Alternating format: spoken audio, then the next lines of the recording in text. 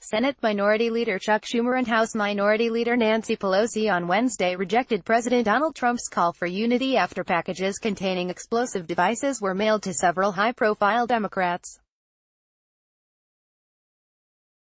The packages, none of which exploded, were addressed to Democratic donor George Soros, former President Barack Obama, former Secretary of State Hillary Clinton, former CIA Director John Brennan and former Attorney General Eric Holder, the FBI said in a statement.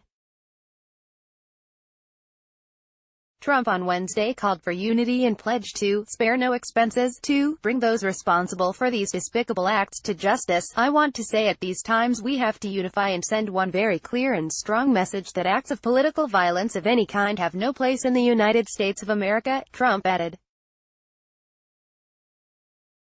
Schumer and Pelosi rejected the president's call for unity as insufficient. President Trump's words ring hollow until he reverses his statements that condone acts of violence, the Democratic leaders said in a joint statement released late Wednesday afternoon. Senate Minority Leader Chuck Schumer, L., and House Minority Leader Nancy Pelosi look over notes during an event to introduce a new campaign to retake Congress during a news conference at the U.S.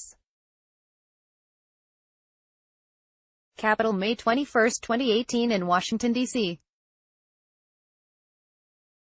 Photo by Chip Simotovilla, Getty Images. Time and time again, the president has condoned physical violence and divided Americans with his words and his actions, expressing support for the congressman who body-slammed a reporter, the neo-Nazis who killed a young woman in Charlottesville, his supporters at rallies who get violent with protesters, dictators around the world who murder their own citizens, and referring to the free press as the enemy of the people, Schumer and Pelosi continued. The joint statement come one day after Schumer emphasized the need for a bipartisan response to recent political violence. Related, Schumer tips hand on impeachment, the sooner the better. Senate Minority Leader Chuck Schumer walks to his office after a press conference to discuss the FBI report on Supreme Court nominee Brett Kavanaugh on Capitol Hill, October 4, 2018 in Washington, D.C. Photo by Drew Ungerer, Getty Images. Make no mistake, despicable acts of violence and harassment are being carried out by radicals across the political spectrum, not just by one side, Schumer wrote in a tweet Tuesday. Regardless of who is responsible, these acts are wrong and must be condemned by Democrats and Republicans alike.